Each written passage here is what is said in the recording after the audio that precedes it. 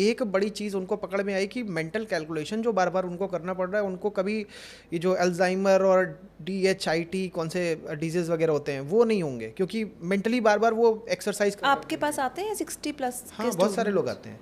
तो वो उन्हें पहले नहीं रियलाइज़ होता, लेकिन बाद में उन्हें लगता है कि अरे यार ये तो मेरी मेंटल एक्सरसाइज कर रहा है, मेरी रिकग्निशन बढ़ रही है, मेरे को अच्छे से मेमोरी मेरी वर्क कर रही है। तो वो क्या होता है, कई बार सही से वर्क ना करने की वजह से ज़्यादा मेंटल प्रेशर ना, मतलब ये प्रेशर नहीं बोलूँगा, लेकिन अगर हमें मैथमेटिकल कोई कैलकुलेशन करने को मिल रहा है, मौका मिल रहा है और उससे पैसा भी मिल सकता है, तो वहाँ पे फिर एक एक्साइटमेंट आ जाता है, जिसकी वजह से मैंने कई सारे 60+ लोगों को देखा मेरे कोर्स में परफॉर्म करते हुए। अब ये जो आपने बात बोली कि उन्हें करना चाहिए कि नहीं, यही पूछा आपने? हाँ जी, ये भी है, और साथ में कितनी कैपिटल से करना चाहिए, क्योंकि उस टाइम पर जो उनके पास कैपिटल होगी वो या तो रिटायरमेंट की होगी या प्रोविडेंट फंड की होगी, तो उनके लिए वो कैपिटल मतलब एक तरह से उनका पूरी लाइफ का एक एसेट है।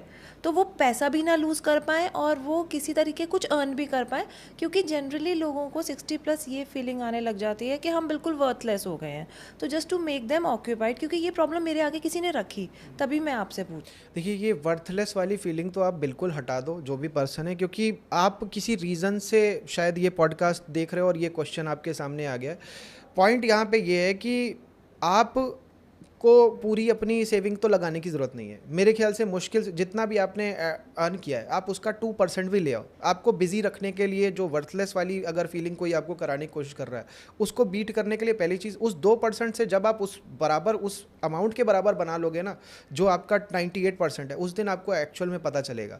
तो वो 2% आपका कुछ ले नहीं जाने वाला, और वो 2% अगर आपने 1 CR जोड़ा हुआ है, तो वो 2% केवल 2 लाख है। 2 लाख। लेकिन 2 लाख में भी मैं हमेशा बार बार कहता हूँ, 1000 रुपये लेकर के आओ।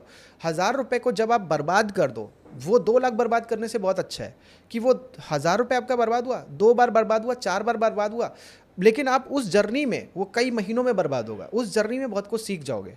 उसको सीखना, अब जैसे मार्केट में कमाने के लिए तो सब आ रहे हैं, लेकिन कोई ये नहीं सोच रहा कि मेरे को एक भी पैसा गंवाना नहीं है।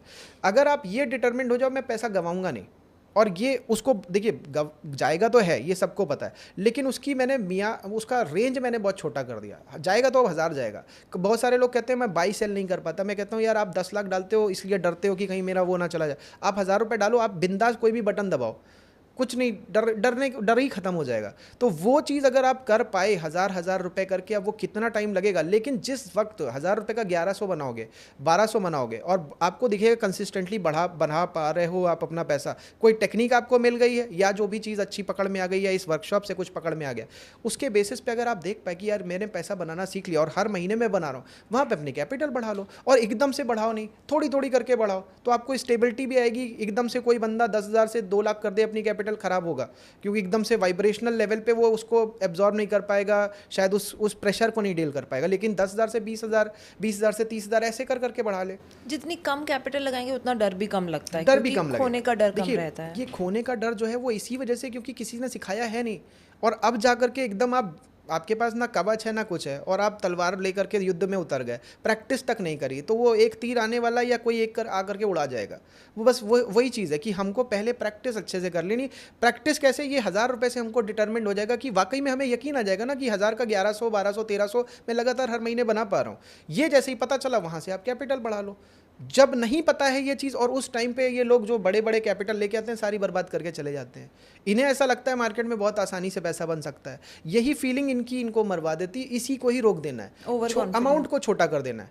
आप ये सोचो, एग्जाम्पल बता रहा हूँ। देखिए, कोई भी बिजनेस होता है, अगर आपने पहले कभी कोई बिजनेस किया होगा, आप जानते होंगे कि कोई भी बिजनेस में सबसे पहले दुकानदार की एक छोटी सी दुकान होती है, जिसमें वो अकेले काम कर रहा होता है। कहीं से वो माल भी ला रहा होता है तो महंगा ला रहा होता है। धीरे धीरे करके उसकी ही दुकान में जो कस्टमर आता है, वो कहता है अरे तू वहाँ से सामान लाता है, वहाँ से ला, वहाँ पे तेरे को और सस्ता मिल जाएगा। फिर वो वहाँ से सामान लाता है और सस्ते में बेचना चालू करता है। कस्टमर डीलिंग का तरीका उसको पता चल जाता है, अच्छे से बात कर पाता है, वहाँ से उसकी सेल बढ़ने लगती है। फिर वो क्या करता है, वही दुकान में बगल वाली दुकान को भी किराए पे लेता है, एक की जगह 2 लड़कों को और एम्प्लॉय करता है, एम्प्लॉयमेंट जनरेट होती है। फिर वो कहता है नहीं यार, अभी काम इतने से नहीं हो रहा है, मेरे को एक पूरी बिल्डिंग लेनी पड़ेगी माल भरने के लिए और सब चीज़ों के लिए।